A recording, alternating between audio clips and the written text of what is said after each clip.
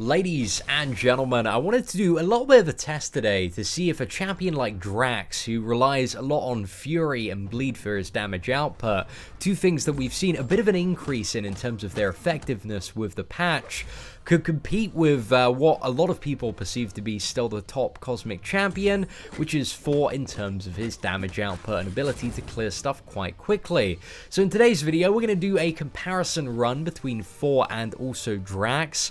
Now, this run is going to be done on the expert proving grounds in the most difficult lane, which has the 100% boost to all the characters' health. So while the PI of the opponents is fairly low, a lot of the opponents have around kind of 20,000 to 25,000 health. So this very quick test is to see if Drax can kind of keep up to a similar level of damage output to Thor. Now, in terms of the Thor run, I don't think I played exceptionally well, especially on this Black Bolt fight. I think on a lot of the other fights we played close to perfection, but the Black Bolt fight here was by far the most sloppy, so take that into consideration when judging for yourselves on the final time.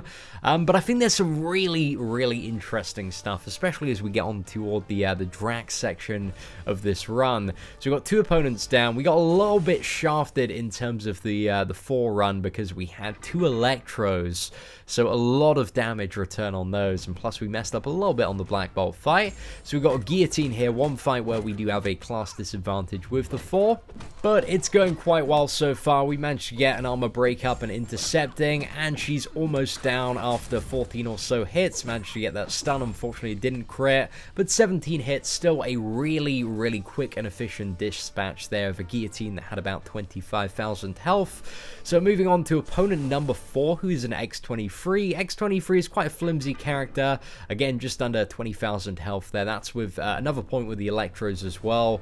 Very flimsy characters. So starting to get into the swing of things a little bit more with this Thor run. Managed to get a double parry on the X-23 and level 1. Unfortunately it didn't crit, but we managed to finish her off with an individual hit there. So we've got 4 characters down now. It's just been over 2 and a bit minutes of gameplay. We're moving on to Venom now. Now Venom is a little bit stacked in terms of his health. He has just under 28,000. So we're going to try and rush him down as quickly as possible. I think one of the points with Thor as well is that he does really rely so much on having that initial stun, initial damage output to actually get the armor break on the opponent, so you can start dealing a really nice amount of damage, which at the start of a lot of fights with parries is pretty easy to land off, but there gets to some fights where you get a little bit unlucky and you can't, really go in for that decent intercept opportunity and get off a lot of damage before you initially have that stack of armor break. But again, Venom managed to go down pretty quickly, just under 20 hits. We got 19 hits there, and we have the second Electro now. So Electro again very flimsy. If you have a look at him, has just over 17,000 health. I think even with a lot of these adjustments, Thor is still just an incredible champion for finishing fights really quickly, and nobody can really argue that. But it's just about kind of getting the right timing on your parries sometimes, which can be a little bit difficult to land. But a very smooth Electro kill there, very similar to the first one where we managed to get him down on the level 1. Now next up we have Venom Pool, and I see the final boss is Crossbones. I don't think many of the bosses in this map, apart from Gambit, are maybe like good matchups for either Thor or Drax, because you quite commonly have Crossbones and Agent Venom, and both of their shrug off effects are just incredibly annoying for both of the characters, because Thor relies quite a bit on armor breaking, and Drax relies quite a bit on bleeding now to do an absurd amount of damage. So that's a kind of another pro and con of both characters, is that a character that is bleed immune, well, Thor is probably going to be kind of a little bit more effective against, plus he does have the added utility of being able to stun the opponent. But I think there's going to be some very interesting stuff you'll see when it comes to some of the Drax gameplay. Now we're on to Crossbones. The kind of strategy here for the final boss is we're trying to parry, trying to get off that armor break, but unfortunately nothing is landing.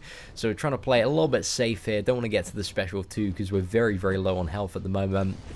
And when you're fighting Crossbones, it's just an easier strategy as often as you can just to continually bait the level 1, because you have a really good window of opportunity after baiting Crossbones' special 1 to actually just go in and get a full round of combo. That's pretty decent. But again, we aren't really getting a huge surge of damage here. We don't really have the decent opportunity to get a heavy armor break up.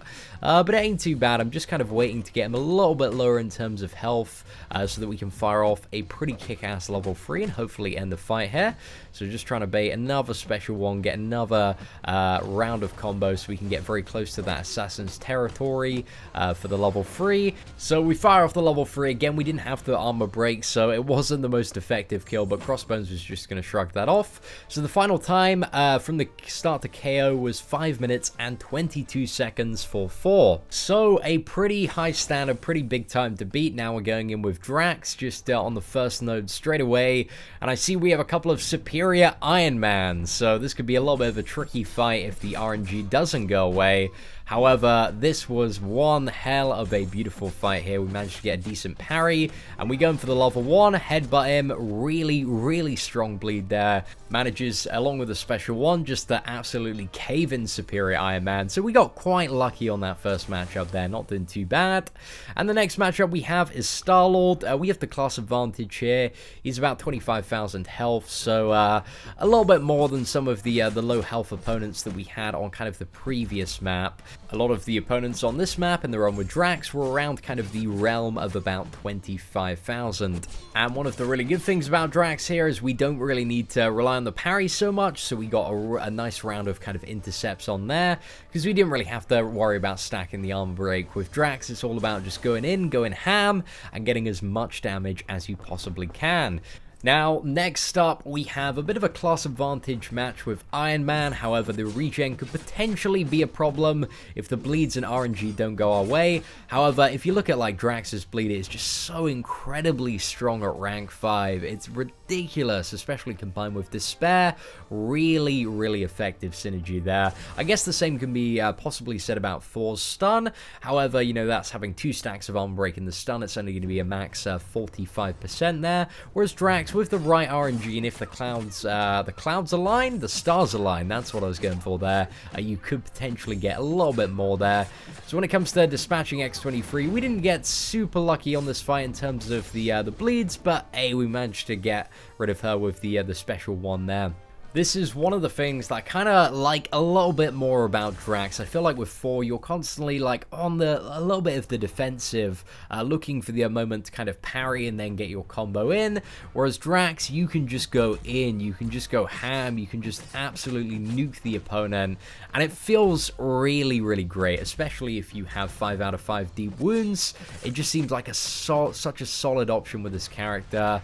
I'm really enjoying a lot of the bleed champions since this update. I feel like they've really done a number on them, especially with the way that everything seems to kind of work and scale together now, especially with Drax, because he's getting fury buffs throughout the fight, so that's really stacking up his attack and increasing his bleed damage by quite a bit. Now we move on to another superior Iron Man. Again, got about 25,000 health. This fight, we did not have very good RNG at all. So we're hacking into the superior Iron Man at the moment. He's just getting so many armor up buffs. I've never seen a superior Iron Man so lucky. Got 6 of them up this point. Not really getting the stacks of fury or bleed that we kind of need to end this quickly. Just trying to get to level 2 as quickly as possible. But the bleed skipped over into the regen there. He managed to gain a little bit of health for that regen, but the final hit of the level 2, very luckily, just managed to finish him off there. So that was an alright kill in the end. So we're moving up to the penultimate enemy before we get to the final boss. So we have a Venom Pool to deal with. Again, nothing too difficult here, just a lot of health there, just under 27,000. So we're going in, we're going ham with Drax, ready to tear this dude apart now. Hopefully going to get some crits. We get a stack of bleed there. It's dealing 140 per tick. But as you can see, like when you get the fury, it just ramps up so much. Some of the kind of ones after are dealing, yeah, significantly more damage. It's just crazy how Drax's bleed works so well with his fury. Really good stuff. So one of the things that I also clocked kind of going up this path was also the final boss is Agent Venom, who's by far the worst boss to fight in this map. He's just such a massive pain in the ass, but I thought this would really, you know, put Drax to the test, because I know Thor against Agent Venom is very much like Crossbones, but Crossbones, you have that opportunity to intercept with the special one and kind of get that off, whereas Agent Venom, you really need to push him to the special 2 as much as you possibly can. to avoid that, because the unblockable level 1 on this is really, really annoying to deal with. However, we did get hit by the special 2, guys. We didn't play super well and evade that. However, we are just going absolutely ham on Agent Venom. We don't need to rely on the armor break for a super amount of increased damage. Get a really great opportunity to fire off a level 2 here, but unfortunately we just didn't get the crit needed, and just going ham as much as we can, bait a heavy attack there, and we're going in for the kill now, and we could have used the special one to chain that on, but he is down. So surprisingly, the time from map entry to the final kill was only 4 minutes and 51 seconds. Now, I do agree that I didn't play like as well as I could have on 4, and we could have maybe played a little bit better.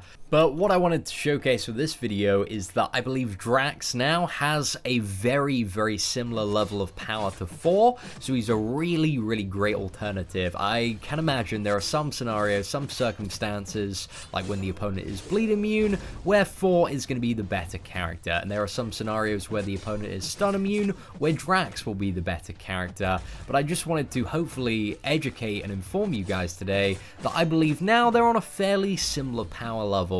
Between the two characters, I really don't think there is a huge amount of variance in terms of what they are capable of damage-wise. But it's all about, like, which champion do you prefer playing, which one do you enjoy more. I think they both have very different play styles in the way that they work. Like, Drax, again, is much more of an aggressive character, kind of constantly lashing into your enemies, whereas Thor, you need to rely on kind of parrying a little bit more and sometimes playing a little bit more defensively in order to get those stacks of armor break up. But I believe Drax is a really, really great alternative if you haven't managed to get Thor yet. But also, again, it's totally up to you. I feel like there's very little between the two. So now I am interested to get your thoughts. Who do you believe to be the better character? Do you think Drax is better? Do you think Thor is better? Let me know in the comments below. If you enjoyed this video, ladies and gentlemen, feel free to leave a like. That'd be greatly appreciated. Thank you for watching. Take care and have an absolutely fantastic day.